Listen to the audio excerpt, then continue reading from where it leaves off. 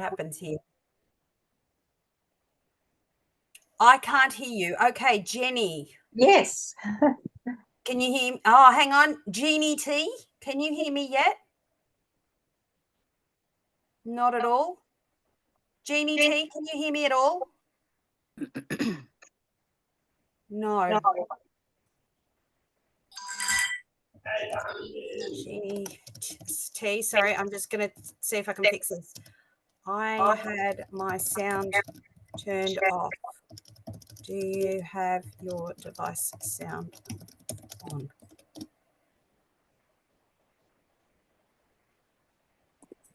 Hello, Mum. Hey, team. Hey, team. Who's that? Just said. Hi, It's Sandy. Heidi. We know each other. Yeah. Oh, cool. Great. Jenny, any luck? Yes. Okay, I've just got a technical issue with Jeannie here. I'm hoping that we can fix that. Hi, Aldo. Welcome. Hi, Wendy. Hi, Shell. Hi, Susie. Who was that? That's Serena speaking. How you going? I'm very well, thank you. How are you? Oh, All we're right, still I'm just going punching. to head off because we are now 3 minutes late and I don't like running late. So, welcome to this special meeting. I'm Serena Jeffress. I'm a local at Bairnsdale. I am well and truly awake. I had the pleasure of meeting Brian sort of through my husband who does the local Forest of the Fallen here. And he took the Forest of the Fallen up to Orbost where he met Brian, and Brian and he worked together for that. And then since then, Brian rang us up the other day and was talking about this meeting, and I offered to use my Zoom details. And so here we are. So Brian has very graciously said to me, would you moderate? So I'm the moderator for the meeting. I am slightly bossy. I'm a teacher, but I will try not to ruffle any feathers, upset anyone, or do anything disgraceful. I will be respectful. It's something that I am. So welcome to this special meeting. We're gathering to listen to Brian, Adrian, David, and Tim tonight. So the 4 speakers, specifically regarding the Port Hedland Council's call for action. So the motion that was moved at Port Hedland Council, which I'm pretty sure most of us would already know about, particularly if we're on here. So as a community, and I know that we've got people from WA, Tas, and everywhere else as well, but as a community, what are we going to do locally to support this? So our meeting tonight has 3 parts. So the first part is listening to Brian, Adrian, David, and Tim. Part 2 is a question/discussion forum moderated by myself. And lastly, we've got a bit of a call to action, and that's up to you to decide what you would like to do. So one simple step tonight that you can take to move towards doing something positive for change. And Brian will talk about that a little bit later, as will I. So some housekeeping. I'm sure you've all been on Zoom meetings that are boring. I'm sure you've all been on Zoom meetings where everyone waffles. Please, could we have a waffle-free meeting? Give me that thing. Stick to the point and get done what we've got to get done. Would you please stay on mute unless you're specifically invited or asked to speak? That way we won't get the feedback and the reverberation, the echoes, and all of the other horrible stuff that's going on. If it's possible, would you please turn your videos on, just because it's nice to talk to faces rather than, black things with names. If you can't, obviously that's fine. And if you've got, reasons specifically that you can't, that's also fine. But if you possibly can, that would be lovely. Question time will be after hearing all 3 speakers. So I'm not counting Brian in the main group of speakers here. I'm after hearing Adrian, David, and Tim. So if you have any questions that are pertinent and you want to go through, if you want to stick them in the chat, I will actually be keeping a record of them, and I will start the question time with those chat questions that have come through, and then we can open it up and everyone can put their hands up and off we go. So any questions that are pertinent in a particular moment or that pop into your head, just type them in the chat and I will keep on to them. So without further ado, in our waffle-free meeting, And that should elicit a smile from most of you, but obviously it hasn't. So my joke has fallen flat on its nose. I will attempt to mute those that haven't muted yet. Yes. So I am sure that I know that I have to work tomorrow. I'm sure that others have to work tomorrow. So we don't want to be late.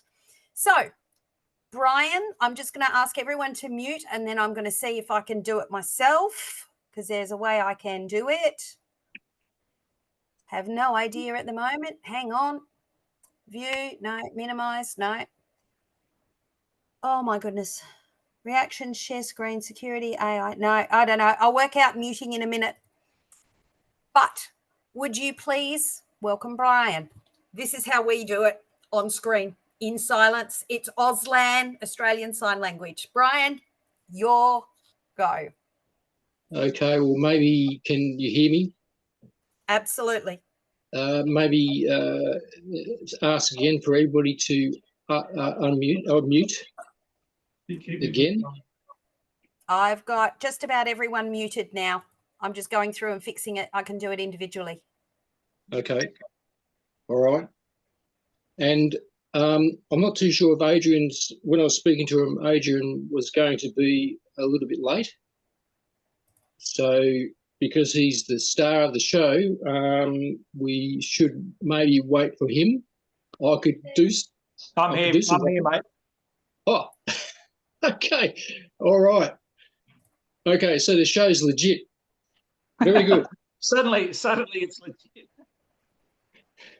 All right. Well, yeah. Well, just very quickly, my name's Brian. I'm from Orbost, way down in Victoria, and my shire is the East Gippsland Shire. Now, I first got involved with all of this caper tonight just by wanting to help out other people in our area that have been distributing documents, the Russell Broadbent documents, and the inspiration through the Port Hedland Council documents. And I thought I will lend a hand too. And I talked to David, and I hope David's here as well. And we had a chat about that. And then I thought I will congratulate the Port Hedland Shire for their efforts because they've certainly given us a golden opportunity to jump on board and go with this. And I know Adrian and possibly the other councillors that did vote for this motion, they were getting a lot of flack.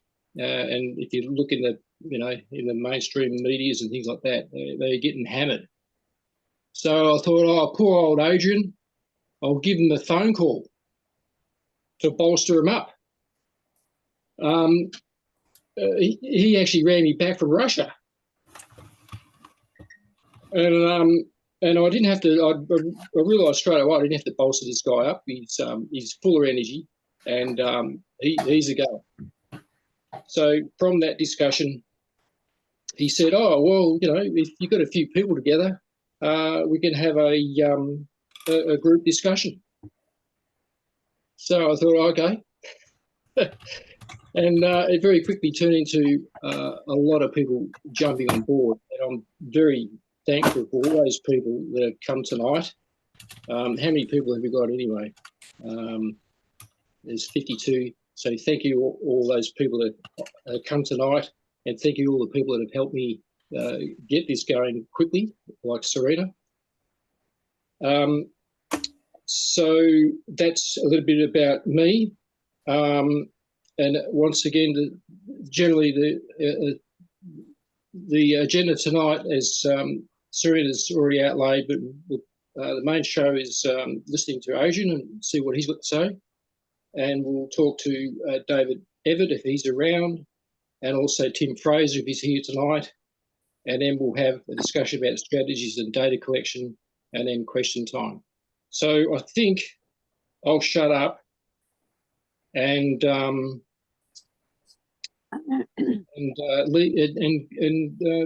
it over to Adrian. And Adrian, if you can just start off with telling a little bit about yourself, please?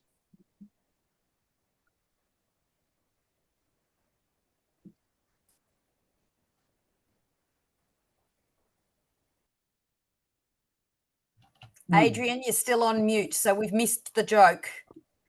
Sorry, I'm just taking the piss out of myself over here. Thank you, Serena and Brian, for putting this on. And sorry, I'm a bit of a technology Luddite, but thank you for everyone that's joined us. I think I saw 50 something on there so far, and I'm sure it'll probably be more as we go on. But look, you've probably heard a little bit about the town of Port Hedland and probably a bit about myself as well.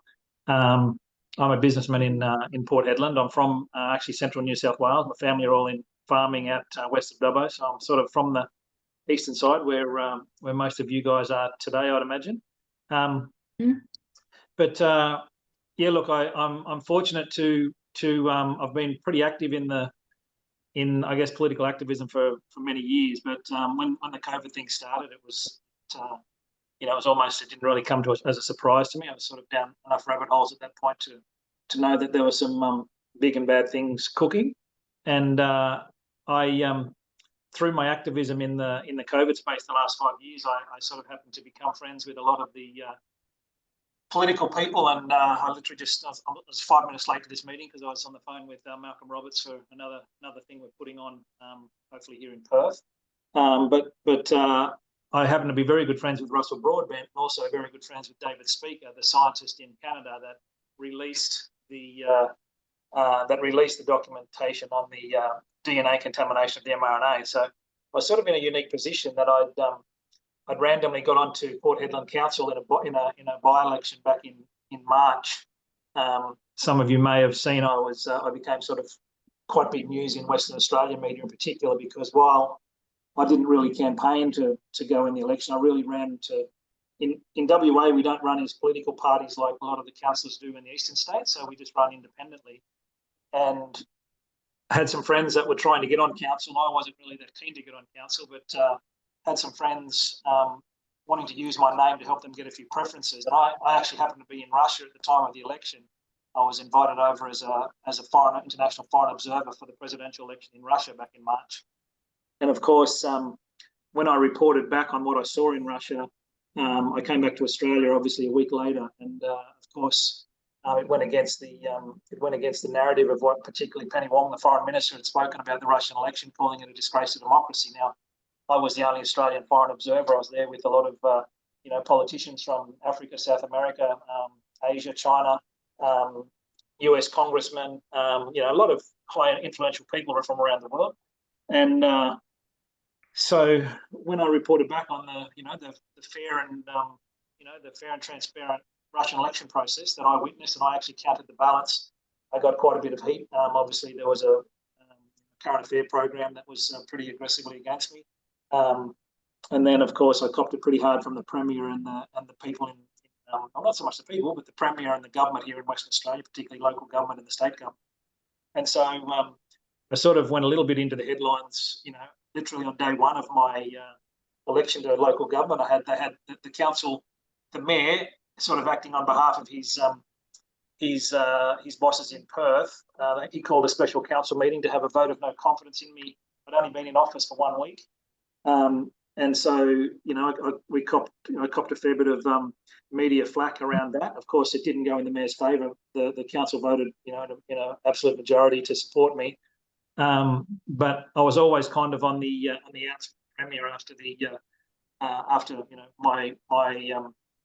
my truthful comments about the Russian presidential election. So when I sort of I bid my time and I've been sort of only on the council for 6 months, and then of course when I've been talking with Russell, I was in Russell's office and only over in Canberra only back in July when the Australian Local Government Association had a meeting in Canberra, and I was fortunate to go over to that and sit through a few days of sadly mostly woke nonsense in Canberra. But at that time, Russell was talking about this contamination stuff, and I'd recently come back from the World Health Organization rallies in Geneva, Switzerland, with a lot of American, Canadian, and European I guess, people active in the space that were pushing back on what we're all fighting against here.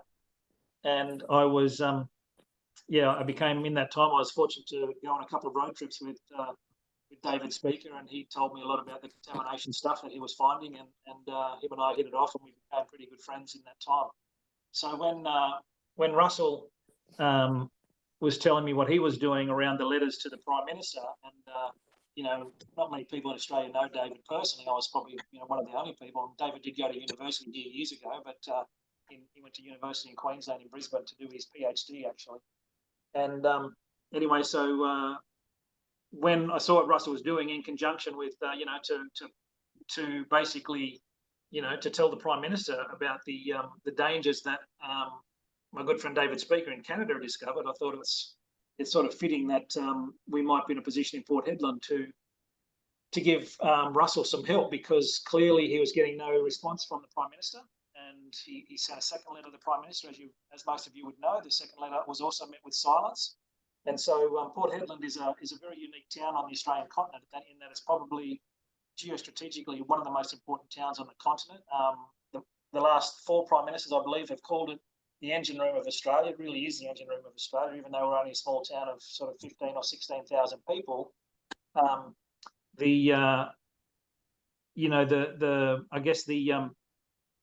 The economic significance of the town, it's close, somewhere between, it varies depending on the iron ore price, but varies between 4 and 6% of the nation's tax revenue comes out of Port Hedland. Our GDP is about similar numbers from Port Hedland, so it punches way above its weight. I think there's no other region or town or in Australia that actually produces more for the national economy than Port Hedland. So it has a little bit, the Prime Minister, soon after he was elected, he held a national cabinet meeting with all the premiers in Port Hedland, again, as a show of support and acknowledgement of Port Hedland's importance on the Australian landmass with regard to it being probably one of the most important places geostrategically on the continent. So when I thought it might be a good idea to try and support Russell in his motion somehow, and I'm seeing a few people having problems with the sound. Is anyone still not hearing me? Yeah, it's a bit patchy, Adrian. I don't know if it's because I'll sit a little bit closer, because I'm doing this on my phone. I apologise, but I'll sit a little bit closer to the camera. Maybe it helps. Okay, and I think we've got to make sure that everybody's muted. I think Serena, can you tell if everyone's muted at this point? And G'day Hoodie, I saw Hoodie just come online. Yes, I've been monitoring that. Most people are on mute. There's a few people that I've been messaging directly and asking them to put mute on, because I can't mute them for whatever reason, but most people are on mute already. Thank you, everybody. Okay, no problem. So I'll just speak up a little bit. Maybe it'll help. And so just by chance, I had Julian Gillespie's been travelling around Australia, and he'd been living actually in my house with me for the last 3 or 4 months. And so I said to Julian, because Julian's doing so much work behind the scenes that so many people don't know about in Australia, particularly, he's writing letters, he's writing terms of reference for Senate inquiries, he's doing all sorts of things for different members of Parliament, different senators. And I said to Julian, what are the chances we can put some motions together to support Russell Broadbent's his letters to the Prime Minister?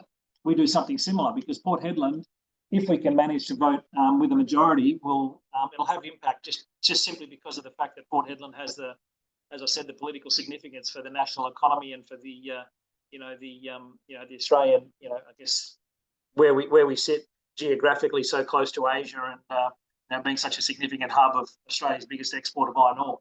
And so Julian put some amazing motions together, and him and I we tidied those up, and certainly started talking with a few councillors. They were we weren't sure about how much support we had, but we had enough support from 2 other councillors to call a special council meeting. In Port Hedland, we only need 3 councillors to call a special meeting. So we called a special, and of course there was a bit of pushback because there were a few people were away, and and some people had to come back into town, especially for the special council meeting.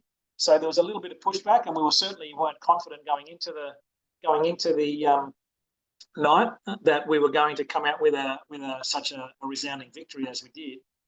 And anyway, I guess we did the important thing that I guess everyone here, we need to make sure everyone here is on board with this. But the most important thing you can do, there's two most important things you can do is, one is make sure your gallery is full of people. If you live in an area with a council that allows public comments and public questions, we need to make sure that we really fill the gallery, especially in Victoria. I know a lot of the people on this call tonight are from Victoria. Now, Victoria obviously just had its elections last week or week before, and so there's going to be a lot of Green councillors on the councils, and a lot of people are going to find it very difficult to vote against a gallery full of people that are passionately supporting a particular cause. In this case, asking questions of the federal government around the DNA contamination. The other really important thing is that people understand that we're just asking questions. The councillors themselves need to understand that all we're asking of them is that they, on our behalf, ask questions of the people, ask questions of, the state government and the federal government and their health bodies, be it the TGA or the health ministers in the state and federal positions.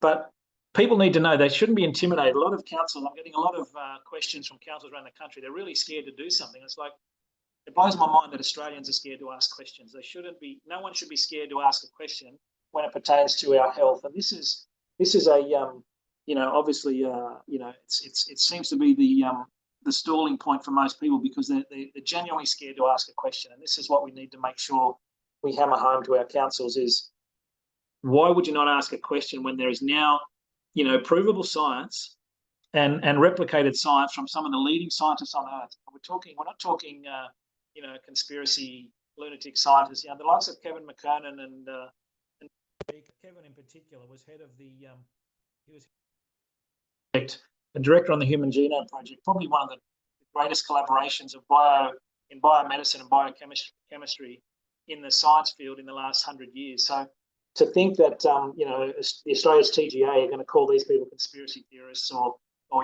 bad scientists or whatever it is that they're going to come out with is absolutely ridiculous. It's insulting, and we just need to make sure that when we go to the councils and talk to them, or if the councils themselves, I know we have plenty of councillors on this call as well, the councillors themselves need to make sure they bring to their own debate, if they're able to get this to go to debate, the fact that these scientists are some of the leading scientists and doctors in the world that have co-signed Russell Broadbent's letter, but are also speaking up to tell us the truth about the contamination in these vaccines.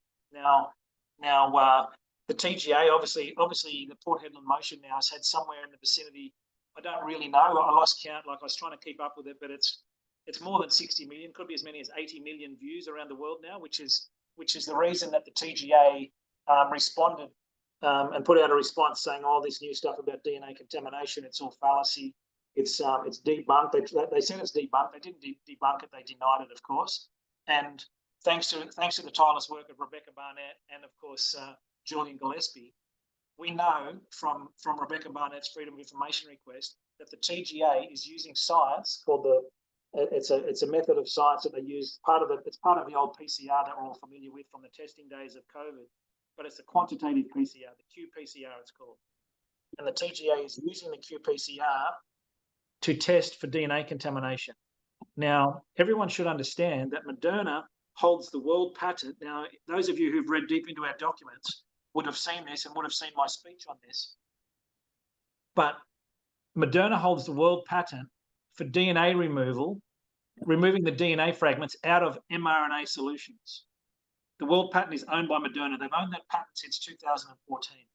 Now, in 2014, when they wrote the patent, one of the things very deep in the science, one paragraph clearly states that you cannot measure DNA contamination in an mRNA solution using the qPCR because it will not give you an accurate reading. It can be out by as much as 1,000-fold. And so On a camel. when you go to your councils, I strongly recommend you print those two documents off. One is the Freedom of Information request, where the TGA responded to Rebecca Barnett stating that they are using the qPCR to disprove all this other science. And then you need to bring the Moderna patent, which is also should be online. And the Moderna patent clearly states that you cannot use qPCR methodologies to measure or quantify DNA contamination in mRNA solutions. Once people understand that, the councils go, everyone, when I presented that in the council, some of our own councils were like, oh, shit, we actually don't have anything to debate this now, because we know that the TGA, in all their media and all the bullshit they're coming out with online, is straight up lies. The science they're using, quite simply, does not work to measure the DNA contamination. And the DNA contamination is what we need to base this on. We don't want to get into too much. I've had a lot of people calling me wanting to add all sorts of. I don't want to say conspiracy, because a lot of it is probably true, but we can't be too anecdotal. I dropped a lot of anecdotal things in my talk about. I think I mentioned I just finished building a new cold body storage facility in Port Hedland. And the funeral director told me that at the height of COVID, they were doing one funeral a week. And since the borders opened, they're doing one funeral a day. So it's literally gone up sevenfold. Now, the funeral directors in Port Hedland told me they believed it was because the borders were opened up.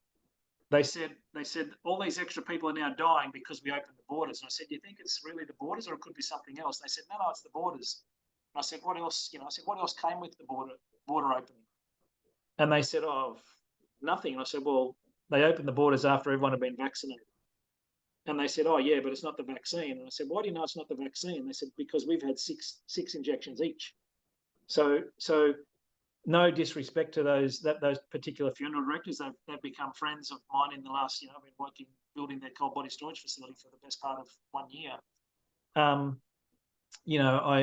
like to think that I probably educated them a little bit in that field, but the fact that they're seeing, a sevenfold increase in business, in actually burying people.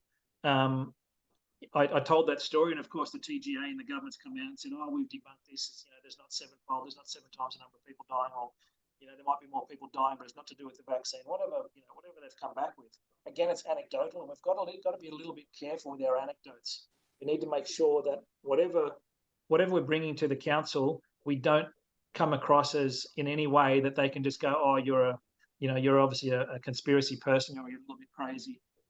I've had many people saying, oh, we're going to bring the 5Gs we're going to bring the 5G and bring this in at the same time. I'm like, if you bring 5G into it, we all know there's probably some sinister stuff with 5G, but unless you've got the absolutely unrefutable science to back up your, these sorts of things to your motion, then you're only going to, do more harm than good. So it's really important we stick to the science we have, and we stick to our talking points. And certainly, I think we can. There's going to be other councils in WA. I'm quite confident of this. I've been talking to many of them across the state. There's going to be other councils start following suit with Port Hedland, and I think once number 2 and number 3 start happening, it'll happen all over the country. Once people see it's not such an outlandish thing to do to ask questions of the government, I think we will see. Right across Australia, we're going to see councils asking these questions, and ultimately this will become a political issue, and it'll be a topic of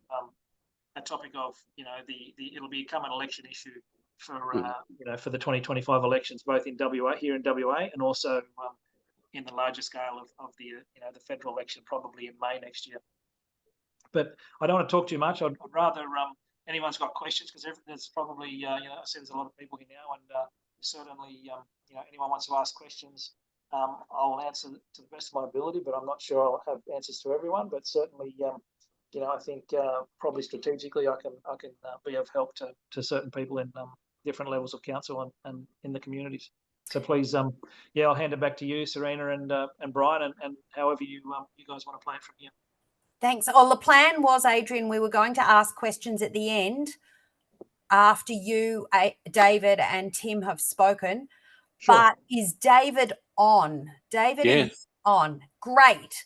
So, Barbara, would you mind holding your question at the moment, please, and then we'll stick to our original plan? Is that okay? I was just going to remind Adrian to talk to people about the website that we have built. Right. Thank you. Adrian? Yep, sorry if you can still hear me. So, and I apologise, I've just literally gotten back from overseas, so I'm kind of a little bit green as to where everyone's up to. But I assume everyone who's awake enough to be on this call has probably seen the amazing website. It's called portheadlandmotion.info. So you can remember Hedland is not with it's not H-E-A-D like head, it's H-E-D. There's only one A in Hedland. Portheadlandmotion.info. I think it also works phmotion.info. They've got a shorter version of it, so phmotion.info, and that has just become such an amazing resource. There is, you know, when I first saw it, it was it was a great idea. I mean, it's even better idea now because I only talked to the guys, Katie, yesterday about, you know, if we could update it, because it's very hard to see a lot of websites while you're in Russia. I was in Russia recently over for the BRICS conference with Julian Assange's father. Him and I travelled into Russia together, and we went to the BRICS conference and we did a lot of interviews. You may have seen some of that as well, which is once again upset the Western Australian state government. But the page was a great idea. It's been a great idea from the start. It was very basic initially. Now the information on there is absolutely. Every time I suggested a new change to Katie, she said, "Yep, we've already done it. We've already done it. We've already done it." It's just, it has so much info there. From the motions themselves have been written for other councillors if they want to follow suit with Port Hedland. It's got questions that people can ask their councillors if you're just a member of the community and you want to go to a council meeting and fire questions at your councillors. I haven't been through every page of it. It's quite extensive. The information there is amazing. The people who put the work in the background are all doing this, you know, just off their own backs, and it's an incredible resource. And I think everyone needs to be aware that website. Actually, a local a guy in Port Hedland I spoke to, sorry, not in Port Hedland, in Perth here this morning. He called me and he sent me a letter that he sent into his own council in the Swan Valley, and it was the most amazing letter. I said, how did you write that letter? And he said, I just copied and pasted everything from phmotion.info. So it's the best letter I've seen written. It's better than anything that even I wrote that, Adrian. That was amazing. I tell you, that was absolutely that letter was so good. And it's all of that info comes from the phmotion.info site. So I know you've also worked on that site, so thank you so much for doing that. But and tomorrow we've got another page going on for people that want to continue and go and present to the councils. So there will be a lot more information there. And also, if everybody can get to Telegram, if you've got Telegram, just join our Telegram group, please, as well. So yeah, look, I won't talk too much more, but those everyone on this call needs to write down, if you haven't heard of it before, you need to write down phmotion.info or portheadlandmotion.info. Remember, Hedland only has one A, it's H-E-D, not H-E-A-D. So portheadlandmotion.info, and you need to share that. I mean, I saw that was getting sent to me from Canada while I was in Russia. So it's gone quite viral. It's got a lot of people going on there, and we need to make sure that people are aware of that site. I've seen people going to council meetings and approaching their council and asking questions of their council, and unfortunately, they clearly hadn't read that site because their questions were not accurate enough to make the council, to sway them in any way politically. So we need to make sure that people understand as much as you can on that site. I know a lot of people like to watch videos more so than read, and there is quite a bit of reading on there. But I can't push that enough. That website is for everyone, for councillors, for members of the community, for there's even stuff, vaccine injured stuff there. The video, I believe the video is still on there for Professor Dalgleish. Is it still on there? Yeah, so it's just everything is on that site, and it's really important. That's, you go to there, and I mean, there are other people putting up different sites, and there's so much info on this now. As I said, we're probably in the vicinity of 60 to 80 million people have been watching and following us since our motion exactly 1 month ago. And so it's there's all sorts of random information popping up. So we need to be careful that we all stick to the same narrative and tell the same story, so we don't go off too much off track, and we all sort of have a united front with our questioning and our lines of attack at our local government level. Thank you, Adrian. Okay, I've got a few questions in the chat that I'm just holding on to, and I'll come back to them later. David, I'm going to ask Brian to introduce you, please, so that we've got a bit of background on where you are and who you are.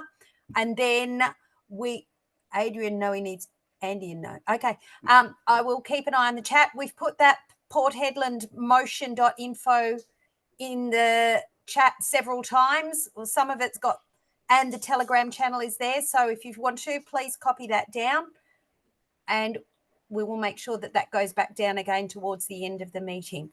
So, David, welcome. Thank Please you. unmute yourself and oh, there you are. There I am. So you can see my name is, it's actually Avert Pole, but the first E is pronounced as an A, and I call myself Dave.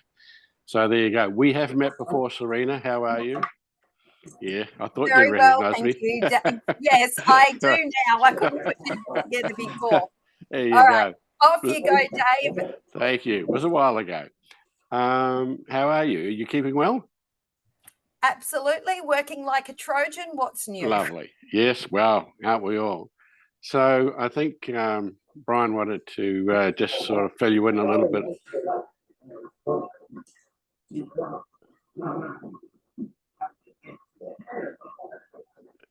Are we right? Someone's come off mute. Could you just check yourselves, please? Not you, Dave. I know Ginny was just off. Just everyone check your mute, please. Okay, thanks, Serena. Yeah, so just to fill in a little bit about myself, Brian and I met through Gail from the Southeast Gippsland Freedom Group. I approached Gail with this Port Hedland letter, 41 pages of it. She thought it was a good idea, and she put it out there for anybody else who wanted to take it up.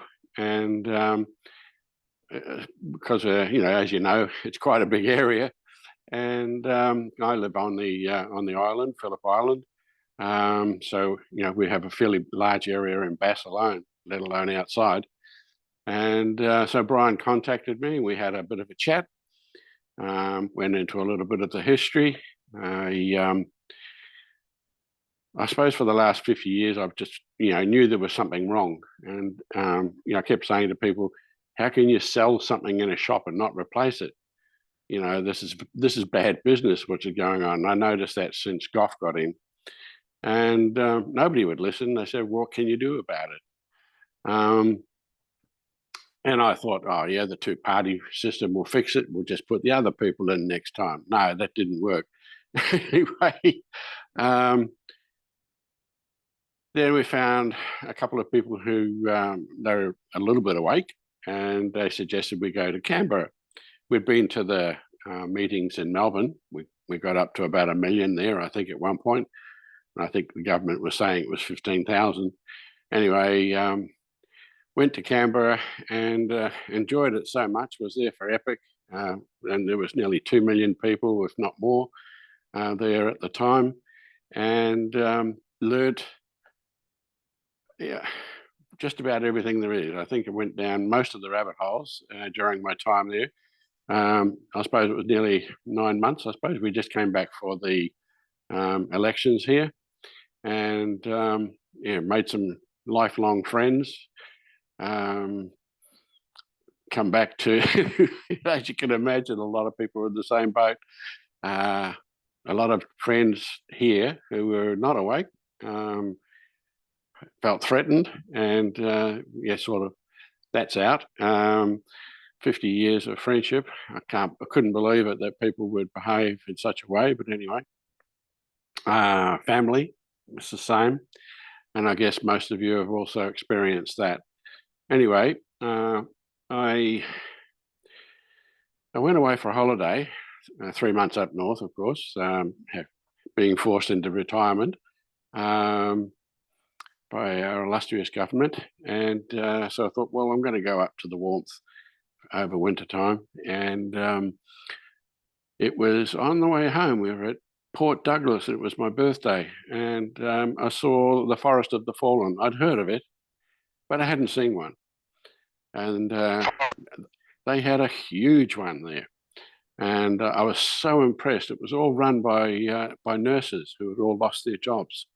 And I thought, yeah, that's what I want to do, you know, something good out of this. And I believe most of you in the group here, although I can't see any of you, I believe most of you are involved in Forest of the Fallen as well, which is great. So I come back here and didn't know what to do, didn't know anybody. Was quite upsetting in a way, because you know, you sort of felt on your own. And I went into an electrical shop, and a lady there helped me.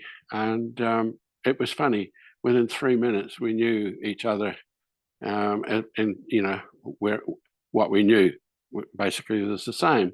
So she introduced me to the group here on the island.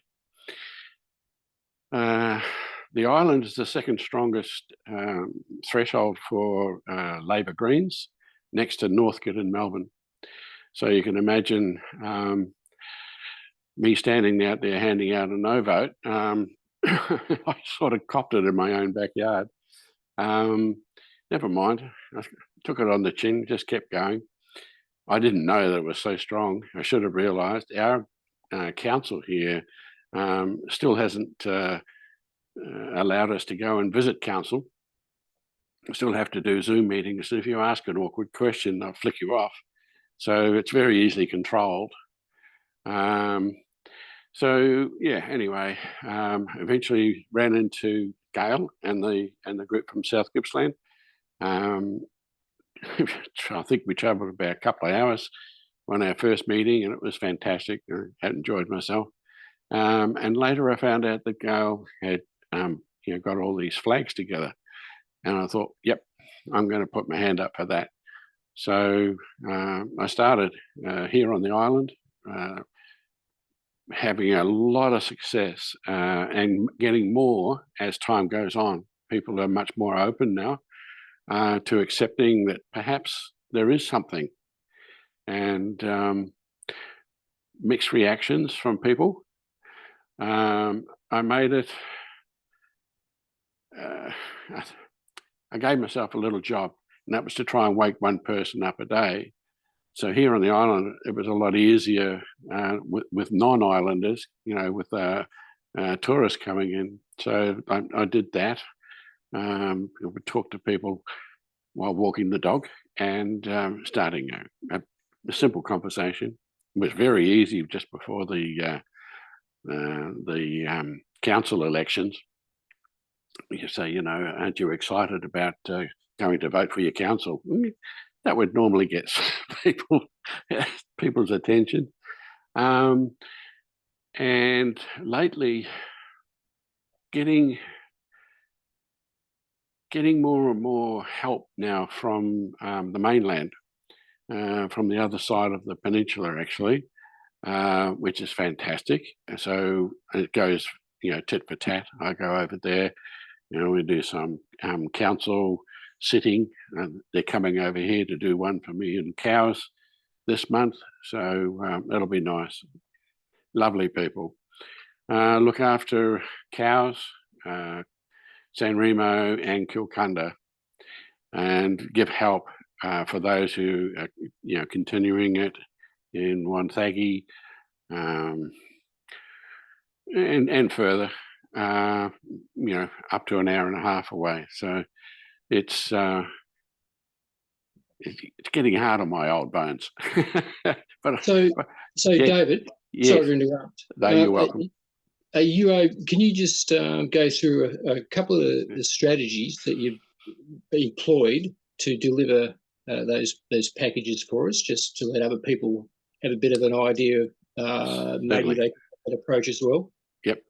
So the thing that's working now, and it's getting the least amount of refusals,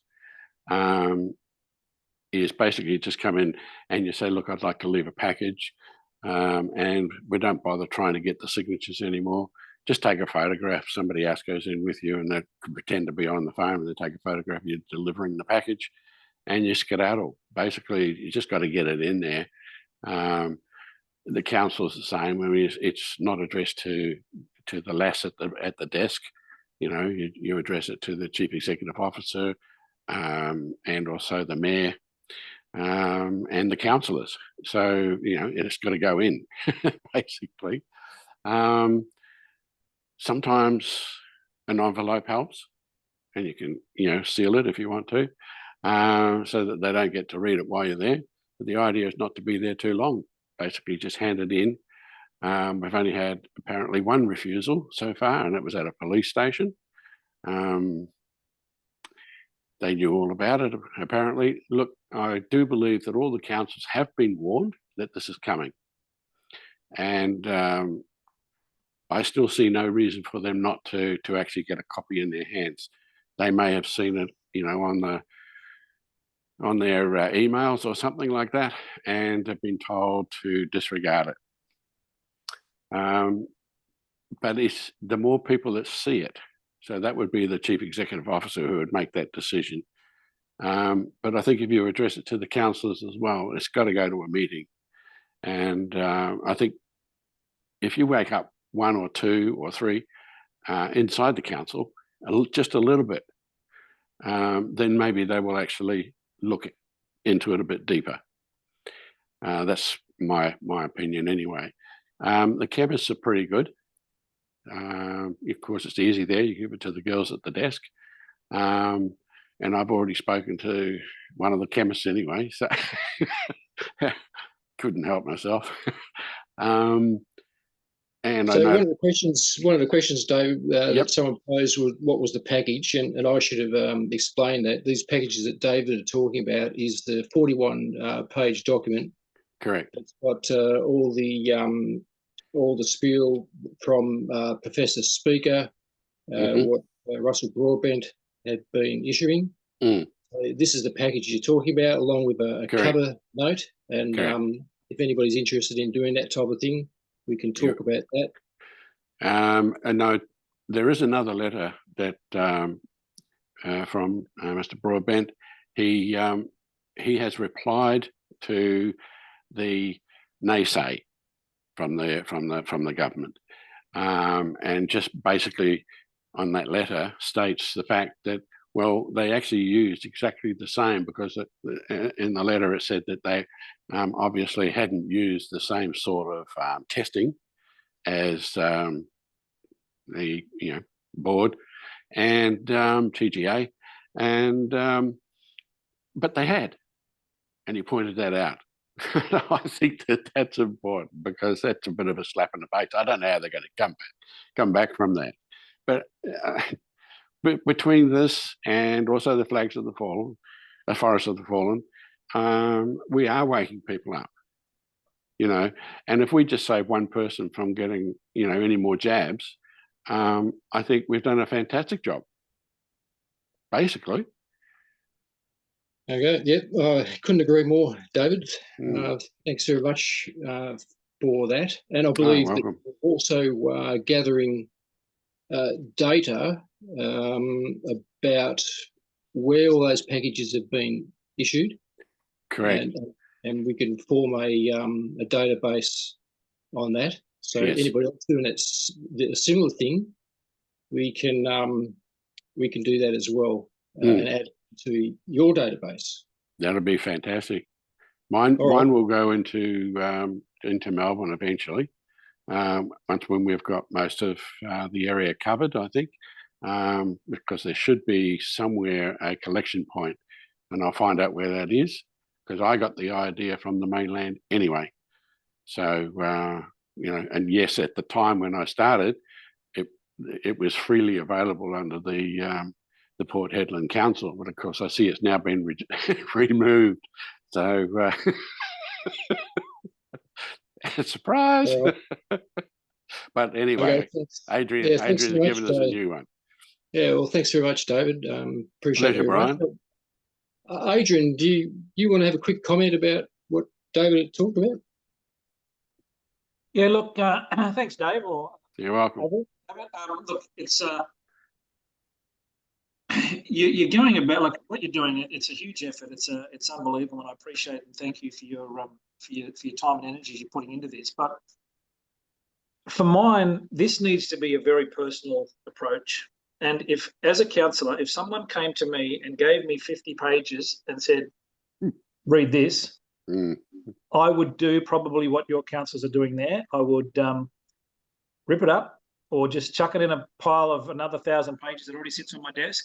I'll get to it when I get to it because it's too much information. The important thing is that we're not scared or intimidated to call our councillors. These people are just local community people. Like I couldn't be. I'd like to think that I couldn't be less intimidating as a person. Certainly, you know, I call people. Anyone rings me from anywhere in the world at any time. I don't care. I have to listen to some pretty crazy people sometimes, and I see Hoodie on this call. He gets a lot of the same thing.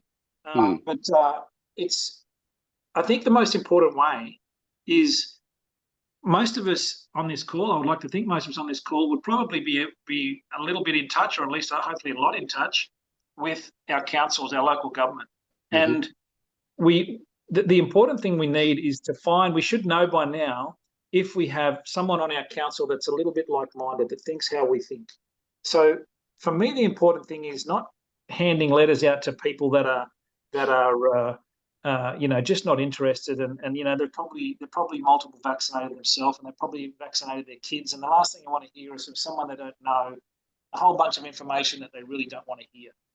So I think the important thing, I think it's more important, is to get ourselves educated first and foremost, is to read and understand everything that's in Russell Broadbent's letters, and then of course the Port Hedland motion stuff is good, but probably more important, understand, read Rebecca Barnett's her rebuttals and her letters on her Substack, and then call your local councils, call them on the phone and have a conversation, because I think anytime you drop, it's almost like, you know, it's just human nature for us to say, if someone sticks something in your face, it's like if you walk up in someone's face and stick something in their face, they want to push you away. It's like it's a human reaction.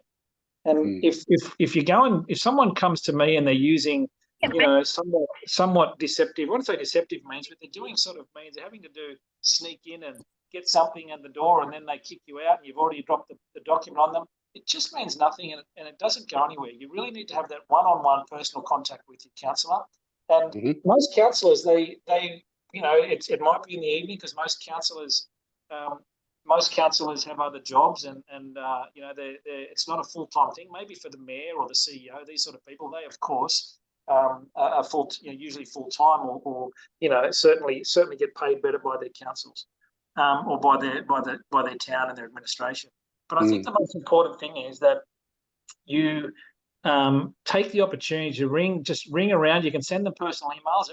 Every councillor in the country, every councillor's got their phone number and their email listed publicly, and just call them and have a conversation. And basically what we need as community members is we've got to find one, preferably two councils in our council that are on board with us, that go, look, I understand, my own mother, my own auntie, my own son, my own dad got really sick after this jab, and I've been watching him deteriorate. Or, you know, everyone's got an experience now. And I guarantee you, there is not a council in Australia that doesn't have at least one person that's not starting to ask questions. We need to find that council. Once you find that councillor, whoever that councillor is, you need to get some support around that council. You need to talk to your community, from the Forest of the Fallen, or for the Stand in the Park groups, or all these different groups that are doing amazing work.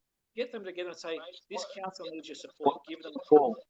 You give that councillor a call, and then you've got to Teen, have your microphone on. Could I ask, please, could everyone check their microphones again? I've been keeping an eye on it, and most people do, but there's a couple people that keep popping up. Could be people with you on the call. I apologise, but could you please keep your microphones on mute? Eldo, Could we hold your question till the end, please, after we've listened to Tim as well? Most certainly. Thank you. Thank you so much. I'll make a note that you've got your hand up, okay? So you can take it down and I've got it there noted. Thanks, Eldo. So Sorry, Adrian, for interrupting. No. Look, please, no need for apologies. I'm usually the one interrupting everyone with my bloody microphone. So look, going back to it, it's just you've got to make it a real personal thing, because this is a very personal issue. Everyone is at different stages of awakening, different stages of rejecting the information or fighting the information, or becoming open to listening to it and accepting and wanting to push back. Everyone's at a different level. Now, you've just got to have that conversation, because the important thing is nothing happens unless one councillor, in my case, it happened to me in Port Hedland, but that's okay because I've been down this rabbit hole for years. So it wasn't a brave act for me. It was just something that, it should have been done long ago, but the opportunity presented itself. I had a wonderful barrister living in my back room in Julian Gillespie, who could make a really powerful thing, which we've now got, circulating around the world. The important thing is the one-on-one interaction between the people of the community and the council, and that doesn't come, unfortunately, from emails or from served letters. It comes from one-on-one conversation with each other. So you have to. Sometimes it's easier to send it. COVID was very good at that, separating us and making us do things online and losing that face-to-face contact. But at least we can still pick up a phone and call them and have a conversation, and you don't have to chew their ear off, but just if you've got 8 councillors on your council, or 10 or 15, whatever it is, and you've spoken with all of them, it'll only take 5 minutes of chatting with each of them before you find the one that's sympathetic to the cause. And then you say, right, I spoke to this guy, and you tell your friends and your people in your groups that are awake, and you get them also calling that person. Then ultimately that person is saying, so what do I need to do? How do I present a motion here? Because that council will know someone else on his council that might second his motion. As soon as a motion gets put forward in the council, now it's got to happen. Remember, it's pretty generic across the country that the motion, I know a lot of council meetings are happening in the next few days and people are saying, oh, we'll do it on this Wednesday. It doesn't work like that.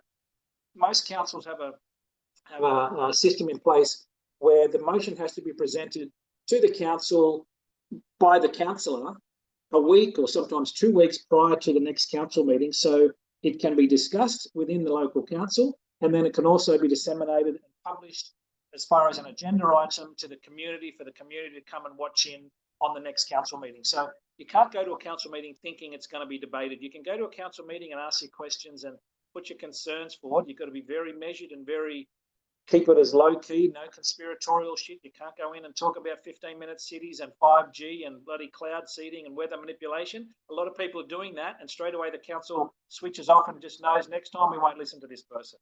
Right? You can't do that. You just got to go in with a genuine kindness and empathy in your heart, because they don't understand. They're probably all multiple jab themselves, and you've just got to go in and say, listen, this science has been discovered now, and it's being emulated by the leading scientists on Earth, and it's extremely dangerous, because this contamination we can get into the science a little bit and say that the contamination is not just random DNA fragments. It also has, in particular, the Pfizer has the SV40 promoter and enhancer sequences. Now, the SV40 promoter enhancer sequences have been used for 25 years as tools to get other DNA into the nucleus of the human cell.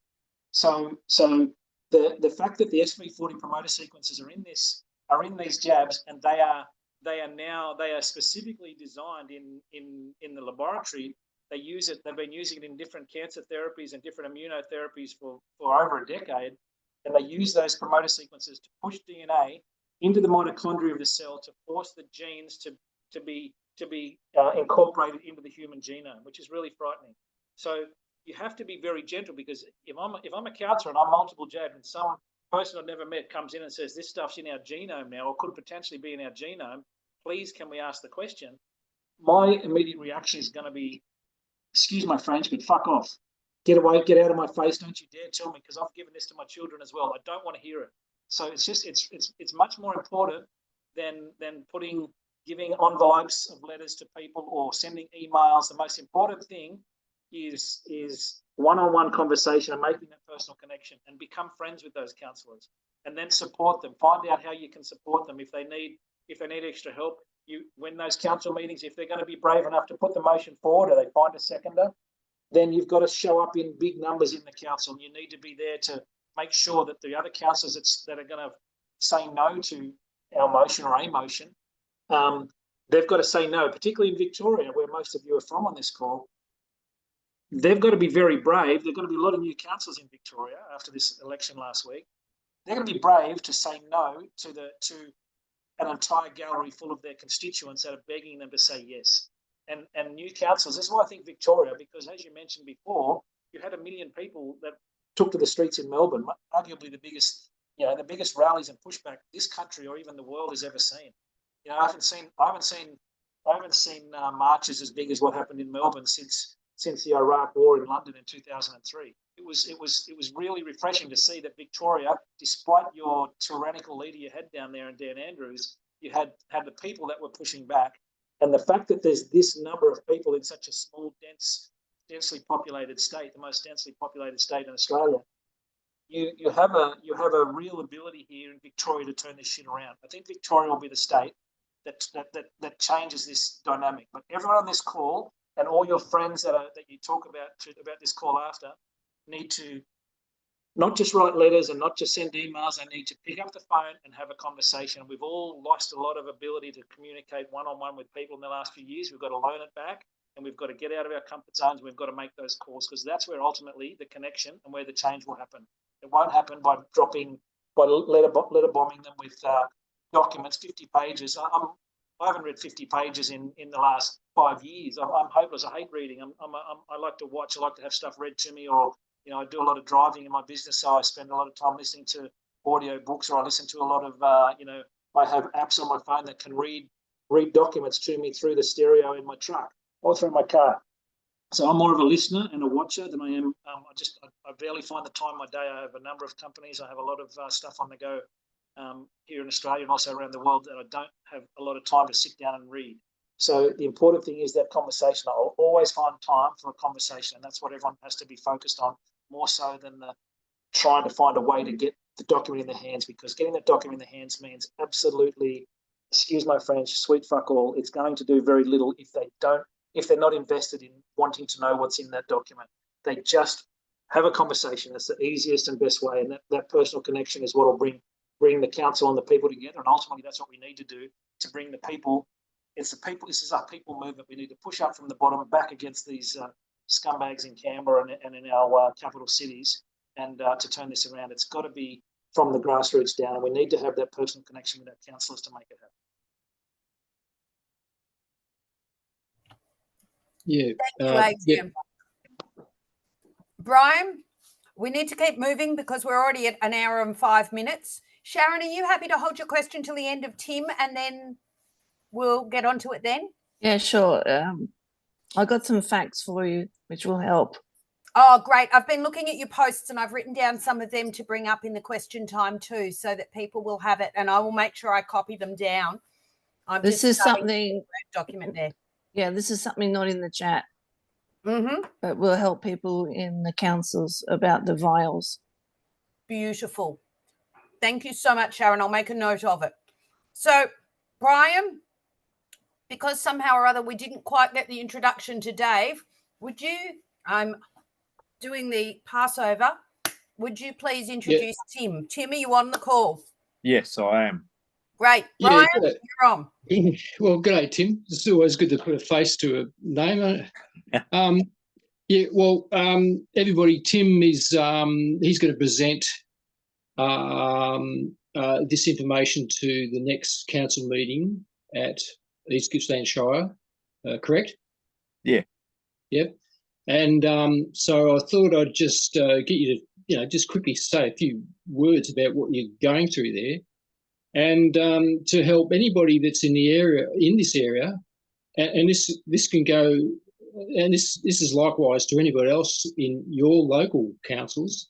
If someone is presenting this type of information to the council, then go along and support people like Tim, fill those galleries, and and a little bit like Adrian's saying, that if those councillors can see a full gallery of people supporting people like Tim, then, but yeah, say a few things there, Tim.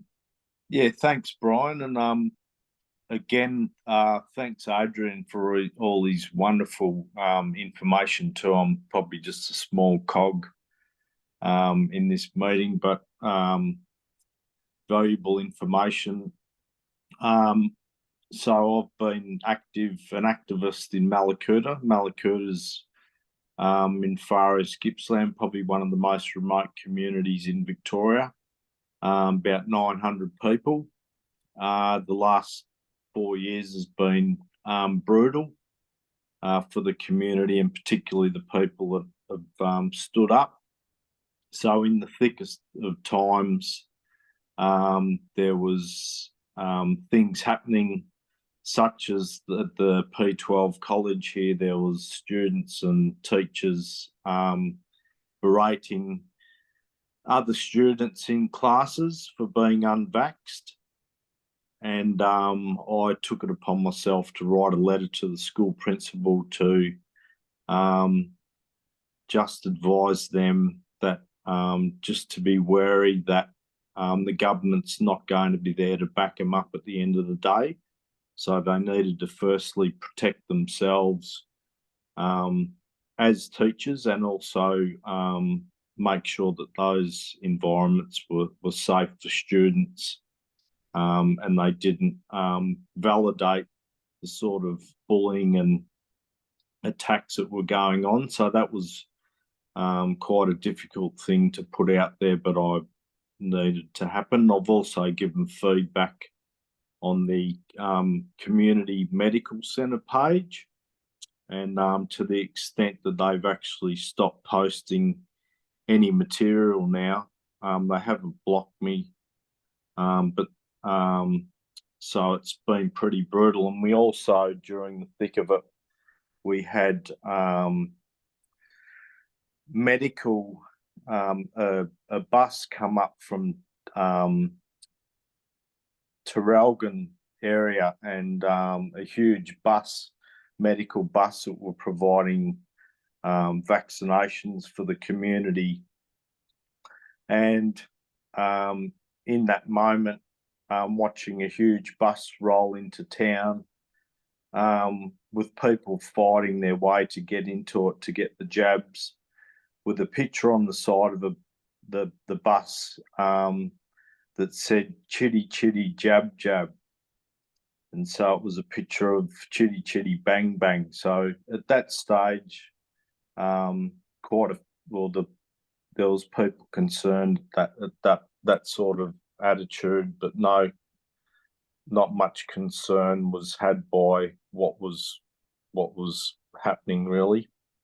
So anyway, I've been council well aware of my name. I'm classed as a vexatious complainant because I'm an active member of the community, and I only get involved in outcomes for the whole community. I'm not. I think we all should have equal amounts of health, respect, and all those things equally, as much as my own family deserve that my neighbours deserve that. So that's the premise of why I've always been active in this area. I have been in contact with Councillor Buckley, who's been polled the most vote in the far East Gippsland Shire Council elections. And Tim, I think Sonia Buckley is with us tonight. So yeah, Great. she's smashing. That's correct. Welcome, Sonia, and welcome to everyone I haven't welcomed yet. Yeah. Yeah. So thanks very much. Yeah, Sonia's been a great advocate for right through this whole process. Very brave, and it was sad to see Anthony Basford, the CEO, disappear out of the council and also his acting CEO, so he's gone. So he hopefully will be held account where he is now. The other thing is hopefully the new CEOs will accept some of the information that I've already been sending her, and we can move forward. But yeah, I think the material from Adrian's pretty much simplified things a lot.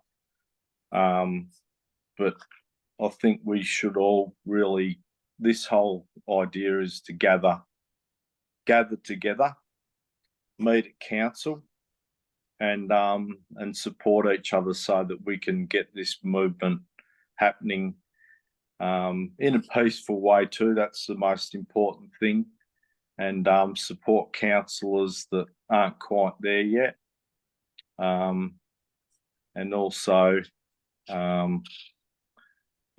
ask for forgiveness too. That's what I have to do for some of the councillors that have been re-elected that I might have upset along the way.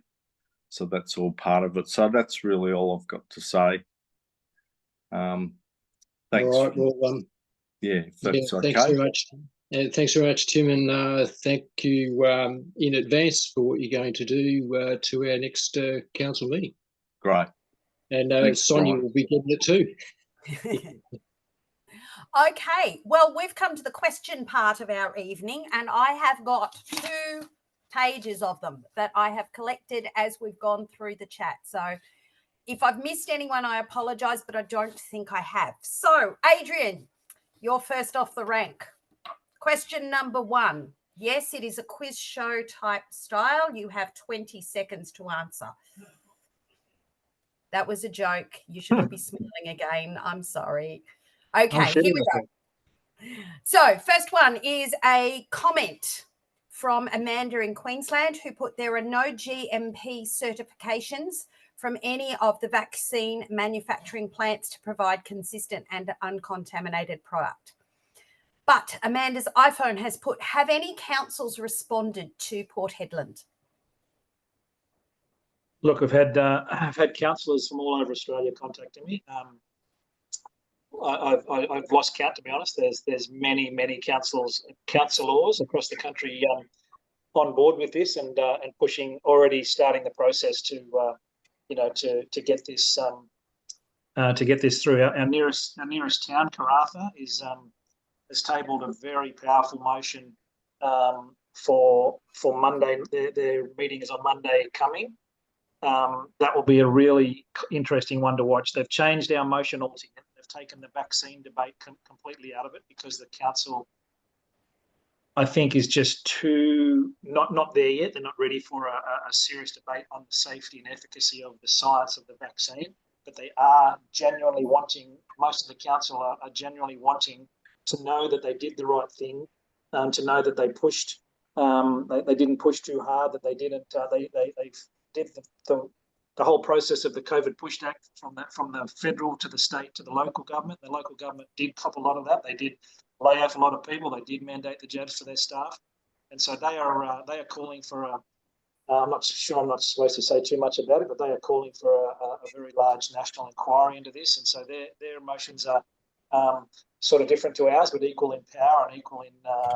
And if Karratha gets up, being the nearest town to Port Hedland, it's actually a little bit bigger than Port Hedland, and it also has Woodside and Rio Tinto as the home player. So if Karratha is to, it's probably the only towns economically and geostrategically that could match Port in its significance on the Australian landmass. So I think that'll be the town to watch. If you can watch the Karratha council meeting on Monday night coming.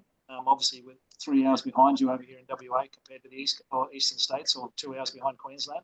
But look, there's a lot of councils around the country picking this up, and we're going to start to see dominoes begin to fall in the coming weeks for sure. Thank you. Okay, I'm sorry, I'm not making notes on the answers here, but we do have this recorded. So, Barbara, I have you down in turn. So that was number 1, 2. iPhone 2. are you connected with Melissa McCann from Airlie Beach with her class action? And iPhone 2 says, I also know exactly how to hold the council accountable very quickly. Adrian. I'm intrigued to hear the how to hold councils accountable very quickly. I've heard this 1,000 times from many people, so maybe there's something different here that you have, which I'm really interested to hear. Certainly, I know Melissa. She's an amazing woman. I have a lot of respect for her. She's I've tried to support her in a number of ways, but she's doing amazing work. And look, it's fingers crossed she can have some success with her class action. Obviously, I haven't seen too much in the last couple of months because of what we're doing with our own council with Mel's work. But look, I do know Mel well. We've spoken many times. I actually went backstage with her at the Tucker Carlson show in Perth, and she, because I happen to be friends with Pierre Corey, so Pierre invited me back, and he was speaking at the Tucker show in Perth. So I was very fortunate to meet her in person there. But look, she's doing amazing work, and I absolutely support what she's doing. Fantastic. Thank you. Next question. Please let Adrian know that he needs Telegram Town of Port Hedland Council. It's a message more than anything, I think. Leonie, iPhone 2, would you like to quickly just unmute and share how you can hold the council accountable very quickly, please? Are you available to do that? Yes. Yeah, I'm here. How are you going? Yeah, my name's Heidi Ward. I live in Airlie Beach, so I'm about a kilometre from Mel's office. Know her personally. I have been involved in litigation now whilst running for local council in the Whitsundays. I was falsely arrested in 2019. Stepped that to the side. I basically have 105 court cases, and the predominant way we go about it is by holding them criminally. If you take a criminal matter and you take it down the civil path, you're going to be wasting the next 3 years of your life. You bring it under a Form 3 or a Form 4 of the Justices Act, and using the principles behind that, it's $111.70, and you hold them accountable in the local court, cross-examine them under oath. It is that simple.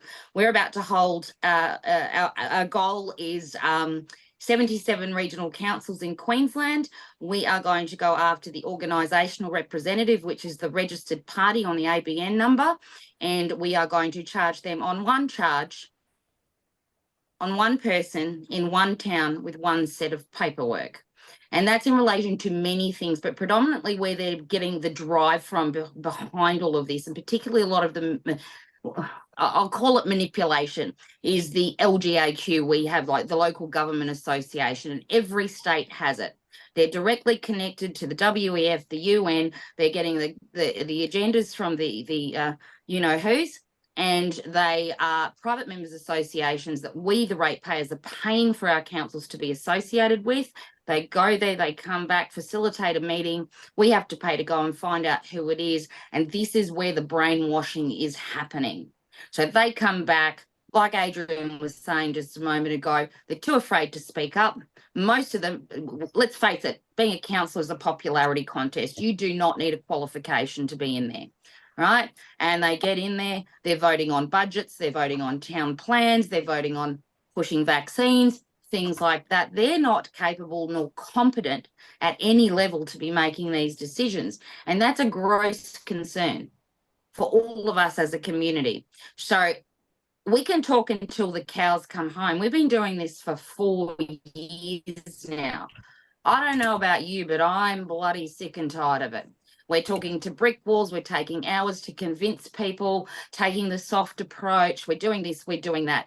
It is time to stand up and actually put motion behind our actions.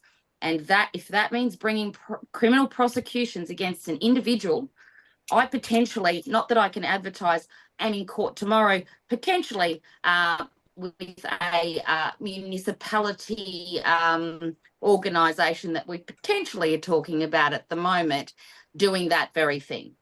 And after tomorrow, maybe I'll speak more about it, right? But at the end of the day, unless we stand up and say, hey, you, I'm not interested in having the conversation anymore.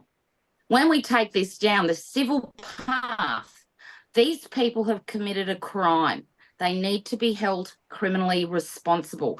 You go down the civil path, you're talking 3.5 years of litigation against the state, the Crown law, They rack up $600,000 worth of bills. They say, well, you know what, if you lose, this is how much it's going to cost you. It's going to cost you your own lawyers and solicitors plus our costs. So you're going to be out of pocket a couple of $1 million. Are you prepared for that? And they scare the bejesus out of the people that are trying to stand up. When you bring it about criminally, it's $111.70. There are no costs. You cannot charge costs in a criminal matter. You stand up, you prosecute, you be the prosecutor. It holds them accountable. Okay. All right. Well, I think tonight it's we're going to be specifically talking about the approach that Adrian is doing. I appreciate everything that you've said there, but let's keep on track. Okay. Can I just quickly respond? Absolutely. Thank sorry, you. I didn't catch your name. Heidi. Heidi. Thank you. Look, what you're doing, I think it's a wonderful thing. The only concern I have is, I mean, you can take to court a local council or a local government, and they have the support of the funding of the town plus state government and ultimately federal government. So you're chasing financially. You're competing. I know you might have the cost of an administration of, submitting a criminal court case of $111.70 or whatever the figure was. It's ultimately it's a great idea. I think if you're going to go down that path, then I would be looking at the avenues of taking the likes of Skerritt or these guys, the heads of the TGA that have been lying through their teeth to us, and you would have the support of the Australian people, and you might be able to raise a budget to challenge that. Whereas doing it at the local government level, ultimately you're going to be outgunned with unless you've got a lot of cash behind you to prosecute your case, and because they're going to have an unlimited amount of funds to defend their case. And all right. Well, we'll wait until tomorrow. Look, I would love you to reach out. My email and everything is public. My phone number is public. Please send me what you're doing. I really support you. But we haven't, like, it's a great idea now. If this, I want to say it's I like the idea of taking someone on individually in the criminal sense. If you can have a victory there, then I will throw everything I have behind you. But right now we've had people. I can tell you now, I've got 12 private prosecutions in front of the court. That's great. Once you have even one victory, I'll be absolutely there to support you. But it's called HZX versus QPS. It's a Supreme Court precedent. So yeah. Anyway, I can tell you about it later. Please shoot it through to me and we can discuss that privately, because I think a lot of people here to listen to something different. But support what you're doing and thank you. And I think it's a great idea. I'd love to take some people down criminally and so congratulations. Thank you.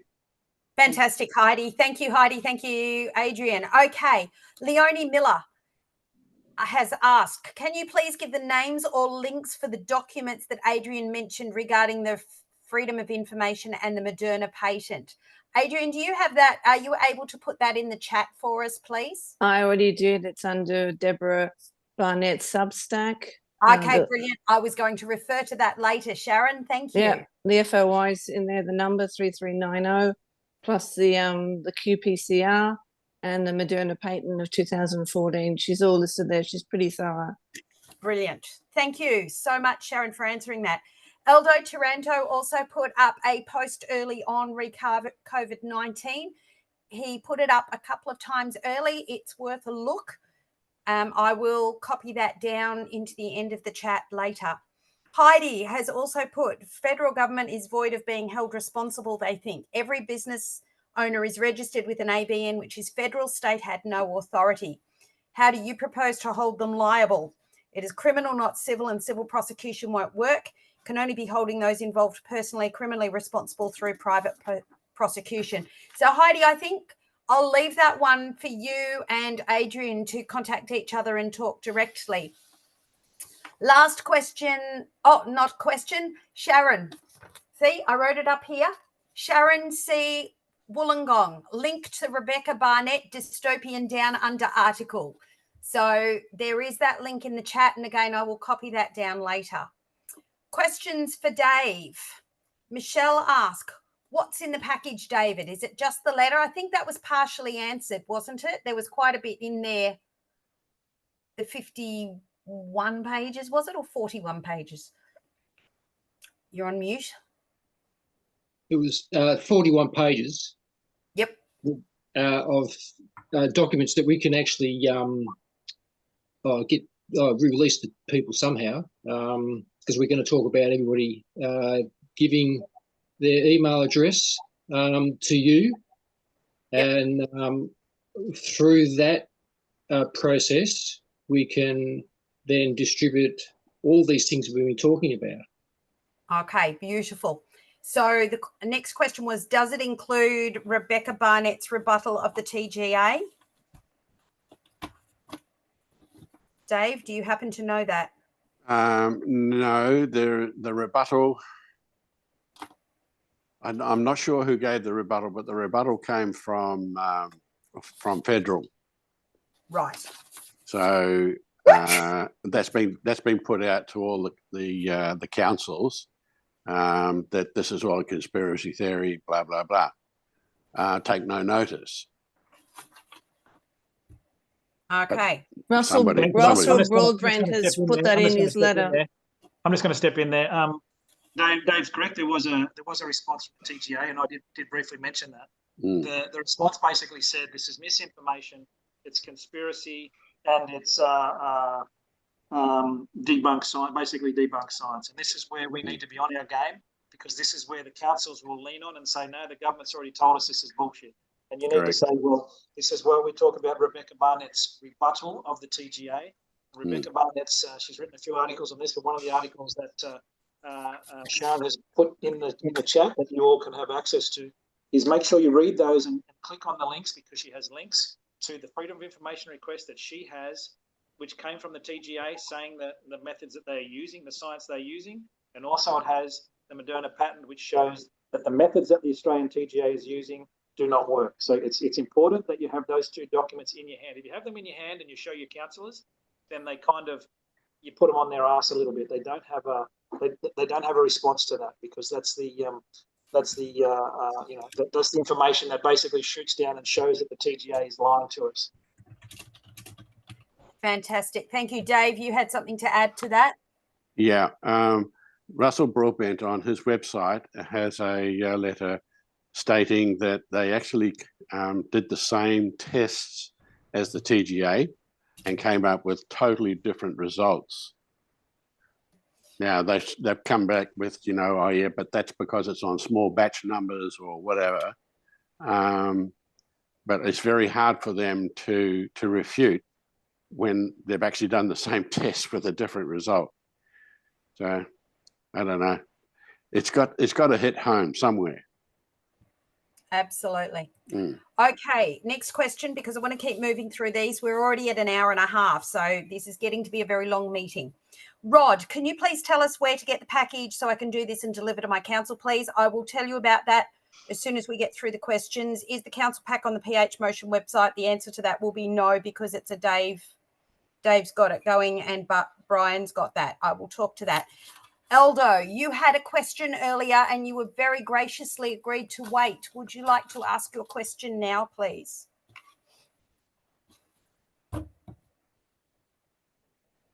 Eldo, have we lost you? Can anyone see Eldo's name on there? Have we lost Eldo? Eldo? I cannot see you anywhere. Okay, I'm going to assume that Eldo has jumped off. Okay, and move on. Sharon put a link up to http russellbroadbent.com.au, Australians Demand Answers, so that will be a good one to look at.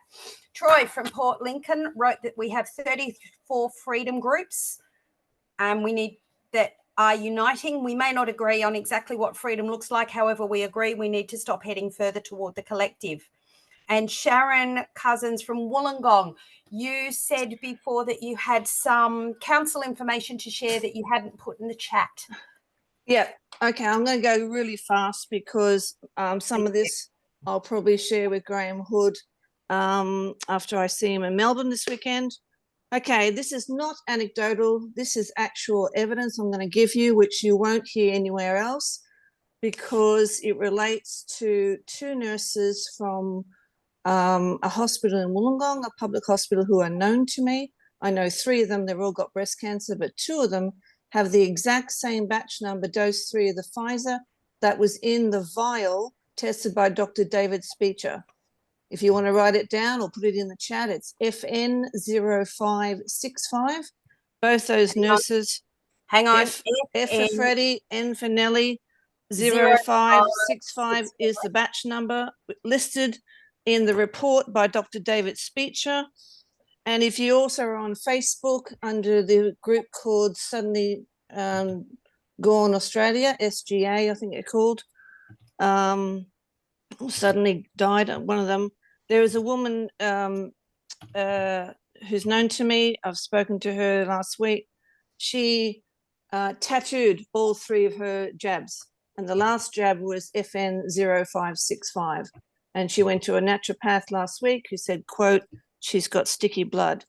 So in relation to evidence of this 2 breast cancer, I've had breast cancer twice. You want to record this in the chat. I'll call them B1 and B2 because they're both, these nurses are called B. I'm not going to share their names. They are known now to Katie Ashby-Coppins, who is tracking FN0565 because that was one of the contaminated doses. Okay.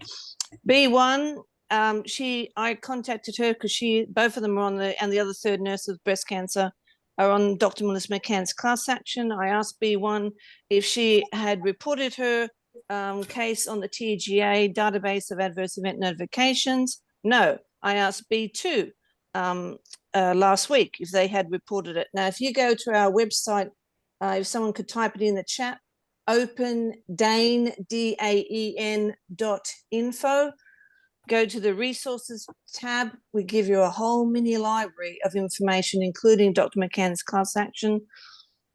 There is a link on how to report a TGA DAN jab adverse report following a 16 video minute tutorial that I've done with the help of a physiotherapist in WA. She did it and she redacted her information. So I used her DAN and the dashboard, and that's on the tutorial. Otherwise, both these nurses rang. This is just last week. They rang the TGA because the TGA system was down. So they couldn't go online and do it. So this is fact. B1 tells me 2 days ago that the person at TGA was very helpful, a woman, and took her 2 hours to report it. I have a terminated ED nurse in Melbourne. I've got an email from her the 8th of December 2022. Christian woman delivered at 3:19 a.m. in the morning. She just felt she had to get up and share it. They were not documenting adverse reports because they were so busy with rollout. They were very quiet. And this is a fact. They stopped the protocol for influenza testing A and B, everything during 2020, 2021, 2022 was COVID suspect. So if you go onto the Australian Bureau of Statistics data and see, whoa, COVID numbers, okay, virus numbers, that's inflated because the state governments changed the protocol. This terminated nurse disputed the administration's change of it, and they just said, nope, that's what we're doing now. When the rollout started, she realized the doctors weren't reporting them. So she had to get permission, and they said, no, it's not your job, and it's just a coincidence anyway. So she's documented all this, and where's it gone? To the New South Wales, Safe Work New South Wales director on the face-to-face in a meeting that we had on the 9th of December 2022. He didn't want to take it. And I said, you take this because this is hot, okay? This is telling you what they did. I then contacted a Wollongong hospital nurse, okay? I won't say who she is. She's a whistleblower. I said, can you confirm that in 2020, the protocol was changed for testing influenza A and B, everything was COVID suspect? She said, yes. I said, are they still doing it? They said, no, they started retesting in 2023. So I went back to the terminated nurse in Melbourne. Yes, she went to a colleague who's still there. Oh, yeah, we resumed testing influenza A and B. So look at the ABS data and you'll see influenza A and B has gone down, COVID's going up. So that's fraudulent, okay? It's fraud figures. It's not the ABS's fault. It's the state health departments who gave them the information because the hospitals changed the protocol. That's evidence, okay? All right. Now, this B2 woman, when she rang last week to the TGA because the system was down and they reported it, I said, how long did it take you? She said, it took 3 minutes. I said, what? I said, one nurse is taking 20 minutes down in Melbourne in 2021 during the rollout. This other nurse is taking 2 hours to do it over the phone. I know because I've done it with a friend. It took me 5 hours, but I was doing it over the phone and through computers and everything. But there was over 30. It was a deceased case, went to a coronial investigation. Anyway, I said, how come it took you 3 minutes? She said, well, did she take the batch numbers? Yes. Did she write the breast cancer? Yes. Well, I've looked it up. You want to document this? The case number is only just been released yesterday, 823467 on the DAN. It's not breast cancer, it's invasive breast carcinoma. And it says the person's nurse is female, her age, obviously she's a nurse, I'm telling you that, 28th of October, because the TGA is two weeks behind. And then she said in a text message, confirmed data, not Adrian anecdotal. This is evidence that the TGA, because I said, what did she do differently? Didn't she ask for a lot of details? I've seen the reports, the online report, the AEMS, Adverse Event Management System, because I did a tutorial on it based on a jab injured woman, okay? A physiotherapist who had her own business in Perth. And the nurse said she didn't take any doctor's details or my specialist details. So we now know 2 nurses, the same batch number as the contamination, both have breast cancer, and this B2 nurse texted me to say that she did a hereditary blood test going back 4 generations. Not one has got breast cancer, and she went to her family as well. And the test came back saying, it's a sporadic case. I don't think so. Okay, so now we know the TGA is not documenting the full information as per their own system with 2 nurses, okay, with the same very bad batch number, okay? Now, not anecdotal. I have a Wollongong city councillor, that's where I am, a former one who no longer is there. And he contacted me through a mutual friend in 2023 and I did his batch numbers. He asked me to do his entire family. 3 hours, it took me 10 pages. If anyone looks up, you can put it in the chat, FOI 4558. It's Senator Roberts, One Nation Senator Roberts' own FOI, and that's what the person has asked for in the chat. Wasn't that redacted? It was a 74-page document, redacted, except there were 10 batch numbers that the TGA didn't redact. And one of them was the former councillor. And what has he got now? ARVC, arrhythmogenic right ventricular cardiomyopathy, serious heart issue. Okay, that batch number FG0050 is in an FOI that was redacted except the batch numbers. Okay, and by the way, 4 of them are non-existent because I checked them. If you go to the batch release assessment page of the TGA, you can see the batch numbers that they released. They released 433. They've mysteriously taken 4 away. One of them we've found, and it's in Japan, and it's killed 3 or 4 boys, children. Okay, FW5101. We've got 3 that are missing. Now, I've contacted a very serious guy called Albert Benefides. People will know him on his Substack, Welcome the Eagle 88. He does all the VAERS sort of stuff in America. And I said, can you please do a deep dive and find the very first Australian woman whose reported death was the 21st of December, 2020. She was 46 years of age, and she has over 30 or 40 lists of medical reactions. She was the very first death reported on the TGA DAN, no batch number. Now, you probably know from history, the jabs didn't start in Australia until February 21.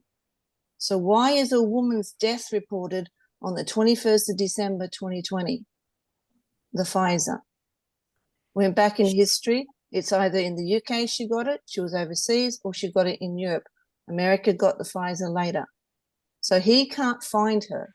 Okay. So if anyone knows of that woman, Graham, I want us to do a plea to try and find this woman because she deserves recognition. Okay. All right. So coming back to, hang on, I'll come back to Wollongong Council. What we're doing, if you look out for West Tamar on the 19th of November, there will be a meeting. It will be audio recorded.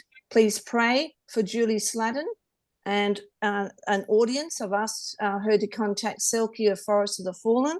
I've requested to be spoken publicly. The general manager has contacted me by phone and he said this is important.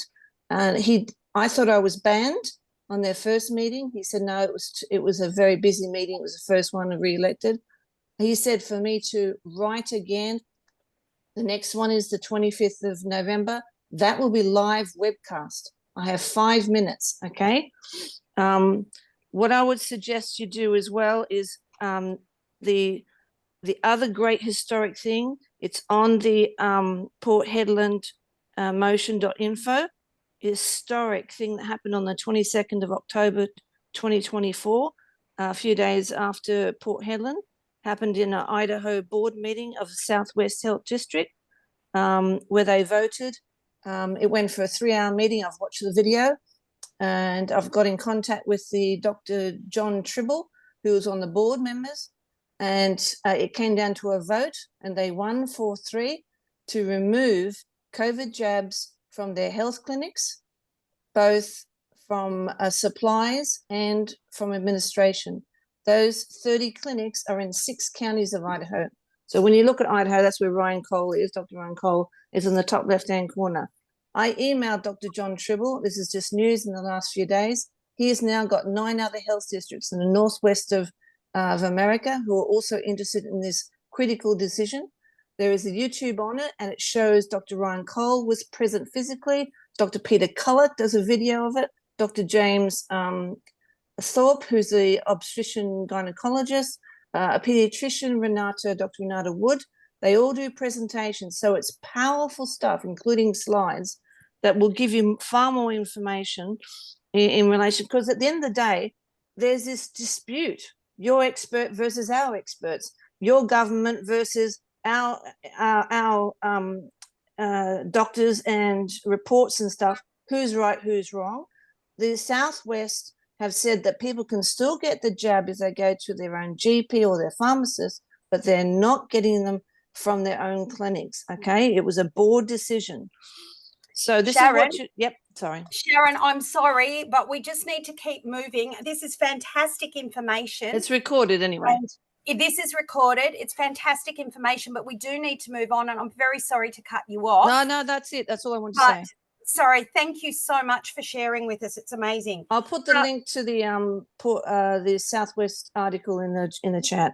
Fantastic. Southwest Health Thank District. you so very much. Okay, Mr. Barbara Mavridis, thank you so much for waiting for such a long period of time. Would you like to ask your question, please? It's not me, it's my husband. Yeah, thank you. Yes, she's worked that out. Thank you very much. Yeah, my name's Roy. Look, I just wanted to reiterate some of Adrian's earlier points. The guts of this whole thing is really very basic and really very simple. And it sounds like it would be easy to just bang a heap of letters into a council and they're all going to jump to attention and take notice. But it's actually really quite difficult to get those letters in front of councillors, to get them to take notice, and then to get some constructive action in council. The last 2 days I've met with 2 councillors and they were very approachable. We had really convivial conversations. One of them hadn't even seen the letters, even though they're in his mailbox and everything, he hadn't even seen them. I'm very confident now that he'll go and have a good look. He's promised me to be supportive and make sure I get a good hearing if I get to do a deposition to council, etc. So I think Adrian's point about treating them like humans, appealing to their human side, etc., is really important. It's basic stuff, but it's so important in getting an effective sort of an approach to council. Thanks. Thank you so much, Roy. Did I get it right? Yes, correct. Thank you. Okay, thank you. Okay, Mary asked, what are our talking points? Are they on the PH Motion website? Adrian, the main talking points is the DNA contamination, isn't it? This is what Port Hedland has done. Yeah. So if we're going back to the Port Hedland motion stuff, because we kind of got a little bit off track there. Exactly what it's about. It's about the DNA contamination, and what people must understand. And I don't want to be repeating myself, but people must understand this as clear as possible. Is, as Roy just said, it's a very personal thing. You've got to just make phone calls, talk to these councillors, invite them for a cup of tea, take them out to your local cafe, have a coffee with them, whatever it takes. Get some one-on-one time with them. Telephone is low end, face to face is top end. But the important thing, going back to your question, Serena, is we're at the Port Hedland motion and Russell Broadbent's letters to the Prime Minister, which is all. Port Hedland motion is basically in support of Russell Broadbent's letters. And this is all pertaining to the DNA contamination of these injections. Now, if they want to get a little bit scientific, I don't think they will. No one's going to really debate you on that. If you're a councillor, perhaps, or the councillor's going to debate. But certainly, if you're a member of the public bringing it, you must understand that the TGA is telling a whole bunch of lies. One, they're saying that what we've said in Port Hedland and the DNA contamination is a myth. That, for a start, we know is a lie because, as I said earlier, and we've talked about this, Rebecca Barnett's Freedom of Information request, which you'll see on her Substack, and also the supporting evidence of the Moderna patent, which says you cannot use the qPCR. But another important part that I didn't really touch on, and I don't want to get too much into the science because it confuses a lot of people and people can get tongue-tied and sound a little bit silly if they go down the rabbit hole. But when the TGA says the DNA is broken down by the body and it can't integrate into the human genome because it's broken down by the body before it enters the cell, what the TGA is doing with their testing when the qPCR, and many others are doing the same thing, is they're testing you've got to imagine, I often explain this to people. I have a vase, I have a clear vase, and I fill it with marbles. Now, those marbles inside that glass vase are the lipid nanoparticles, and then you tip water in around the marbles, and you've got the suspension fluid. Now, if the DNA contamination is in the liquid, not inside the marbles, or if it was just in a free form, if they inject DNA into your arm, absolutely the human immune system will break it down and will not enter the cell. But this new technology, this lipid nanoparticle, LNP, it's a cationic lipid nanoparticle. So it's basically cholesterol, ball of fat, which encapsulates the messenger RNA. And the lipid nanoparticle is positively charged deliberately to attract itself to the cell, which is always negatively charged. And the lipid nanoparticle is specifically designed to deliver its payload of the messenger RNA, or the modified RNA, some people call it, into every cell of the body that they come in contact with. And the problem with this DNA contamination is the DNA contamination is inside the lipid nanoparticle. So when the TGA says this stuff can't get into the cell, they're straight up lying to you, because the lipid nanoparticle encapsulates the DNA, protects the DNA, and deliberately delivers it inside the cell. So all these hundreds of billions of DNA fragments in every injection, hundreds of billions, not one or two, it's hundreds of billions of DNA particles. They are specifically designed to get inside the cell because they are encapsulated inside the lipid nanoparticle.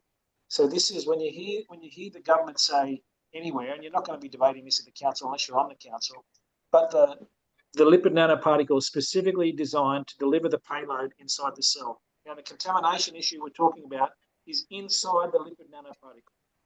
And this is what is frightening, because these DNA fragments are absolutely, these lipid nanoparticles are absolutely top heavy with all sorts of funky DNA fragments, which are creating all these bizarre proteins. And again, this is what I talked to David Speaker about this, and this is what we're seeing, all these fibrous tissue, these fibrous blood clotting things that they're finding in these embalmers and funeral directors are pulling out of blood vessels out of cadavers, is coming from all these random DNA fragments creating new proteins that have never existed in the human organism.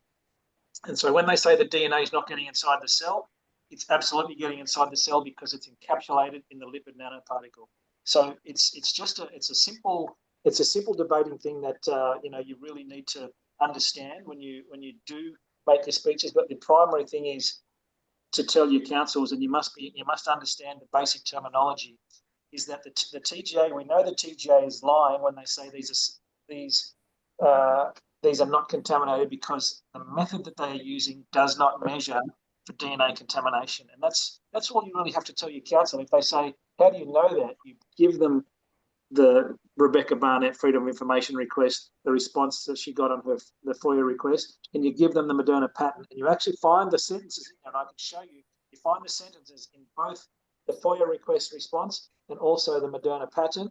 You can highlight that in pink or yellow texter and show them it. So they only have to read one sentence of both the Freedom of Information request, because there's 30 pages of redacted shit there, and there's another 30 pages of really confusing science.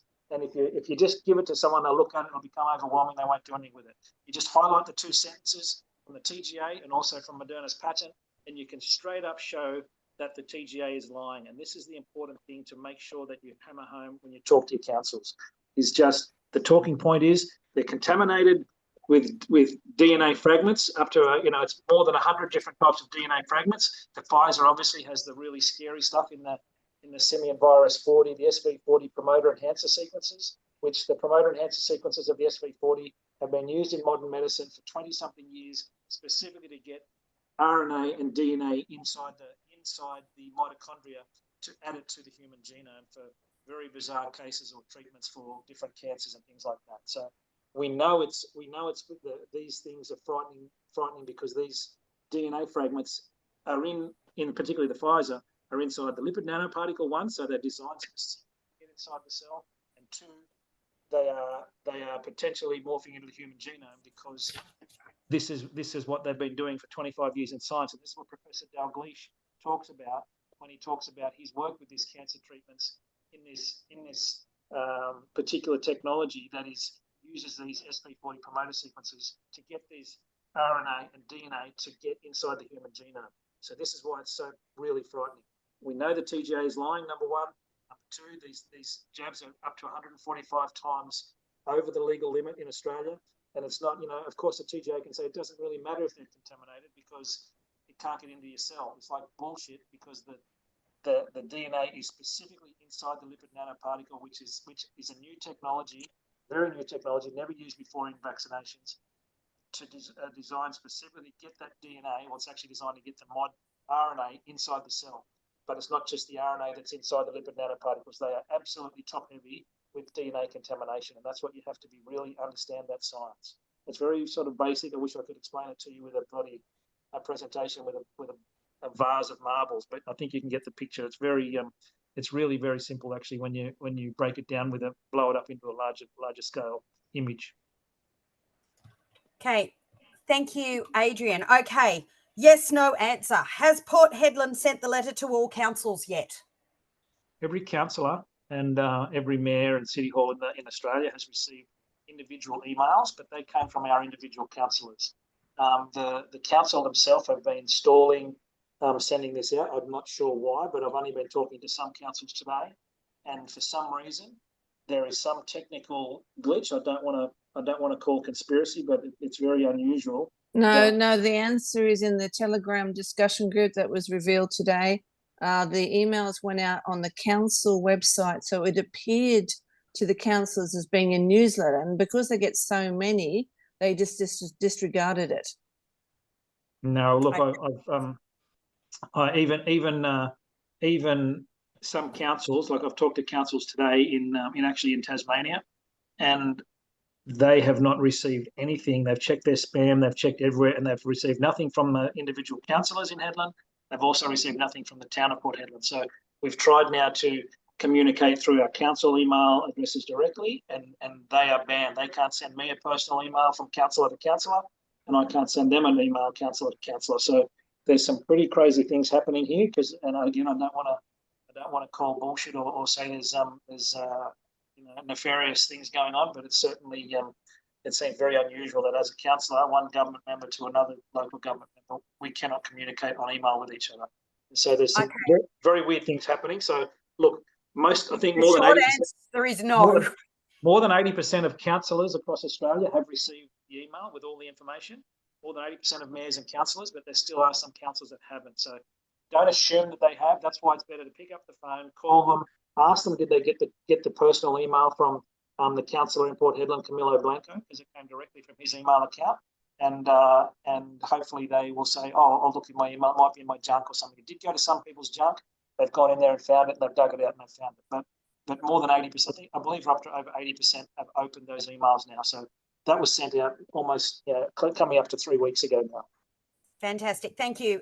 We only have 3 questions left and then possibly a 4th. It is 9:27. So if we can answer 3 questions in 3 minutes, we will be off in 2 hours. And it's been a long meeting and there's still one little part left that calls for action. We're starting to lose people because it's been so long. So Adrian, super fast, 3 questions. This is your 1 minute countdown. So from Shell, is the information available which councillors or councils have been positive towards the motion? Can you say the question again? I'm sorry. Is the information available which councillors or councils have been positive towards the Port Hedland motion? Is the information available that they have been positive? Yes. Who's been positive back and responded? Is that information available generally or publicly? It's not available because most of the positive feedback has come in the form of individual emails and also letters to the Port Hedland Council. If I can probably share that stuff with Katie or even Barbara administering the website. Certainly, I can send some of those positive feedback things back. But look, it's mostly the community. It's not, guys. It's not available. Okay, it's not right a now. mistake, but we can certainly make some of those things available. No but we'll make it as we go. Yes. Fantastic. Thank you so much, Barbara, and thank you, Adrian. Okay, to Brian from Councillor Sonia Buckley, her congratulations on her re-election and getting the highest vote in the East Gippsland Shire, might I add. Brian from Councillor Sonia Buckley, I put a motion to council to seek the empirical evidence that was used to enforce mandates from the minister. It was voted down. What is the outcome that is sought from this group? Now, I know that you and I have discussed this and we know. Would you like me to discuss this and just quickly move us on to the next section so that we can get people off to bed, including me? Yeah, absolutely. And like Sonia's questions are a really pertinent one. So, yes, answer it. Okay, so Sonia and everybody here, it is, yes, sorry, Leonie, I just read. So Sonia and everybody here, one of the outcomes for tonight is that Brian is hoping that people will be interested in pursuing this, making the contact with councillors, making the contact with police or whoever, delivering packs, getting in and filling galleries, getting in and asking questions of your local council, wherever your local council may or may not be. Bearing in mind that Brian and I are both in East Gippsland. Everett, you're in Monash, aren't you? Yep. So there's people from all over Australia on this meeting. We've got people from Tasmania, WA, Adelaide. So what Brian is hoping to do is that those of you who are interested in following up, taking another step, doing something small to help, whether that be pounding the pavement for 30 minutes one day, whether it be folding up things and sticking them in envelopes, whether it be printing, whether it be the backstage person, whether it's the one that's hunting down email addresses or names of people, whatever. If you are able to help in any way, shape or form, interested to help in any way, shape or form, what Brian would like is if you will share your email address. You can either do it as a private message to me, a direct message to me, or a general public one. Share your email address. I will collate them all into one list, which I will forward to Brian in the next 20 minutes. I should go to bed and then we can get that moving because Brian wants to keep things going. So that's the outcome that we are hoping for tonight, is just people being ready to help and do something. Sorry, Lisa, I'm just going to mute you. So that is the goal for tonight, is to just keep the momentum going on what Adrian has started with the Port Hedland Council and all the rest of it. So that's that one. I've also, Amanda, I have missed your question at the moment. I'm going to very quickly go back to that. But I'm also going to suggest it's possibly not a question for this point in time. Thank you to those people who've already emailed me your address on the thing. Amanda asked, has anyone addressed the fact that the manufacturers were contracted to make a prototype and a countermeasure by the DoD US, which does not require that it be tested for safety and efficacy or to stop the spread?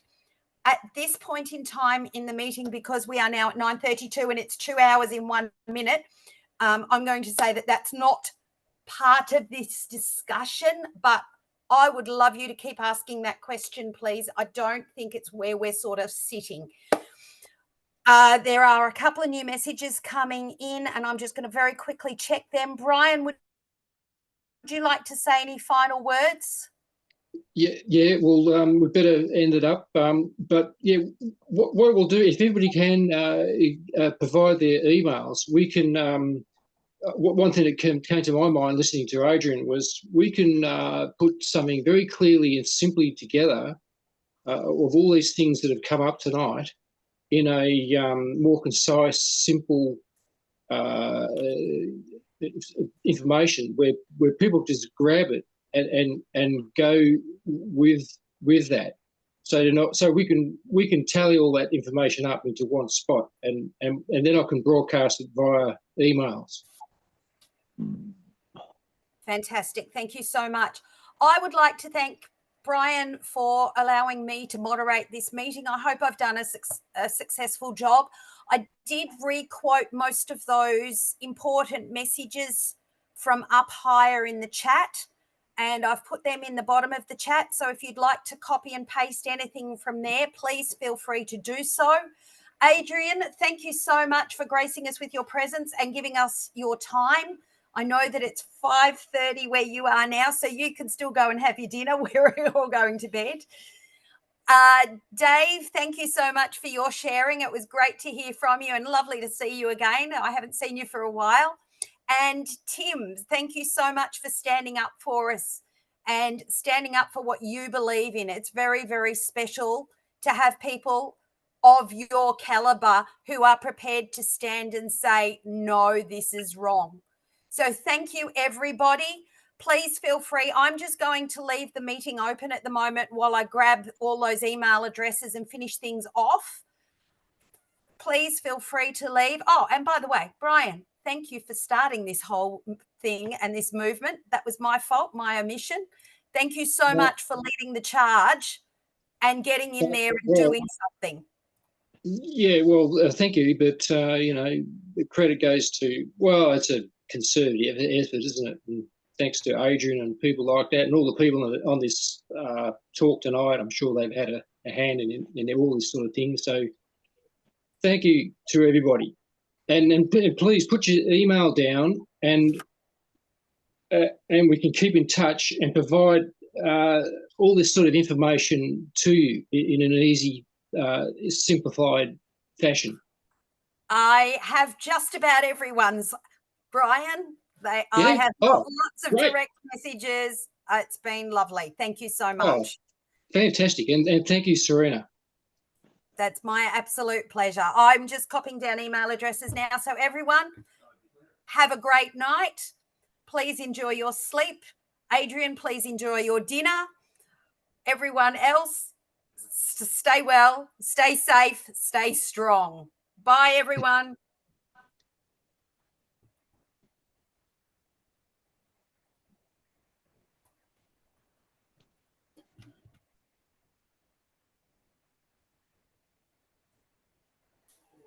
Oh, come on, just go. Oh, Graham Hood's left. Would have been nice to have said something from him. Has anyone got any questions?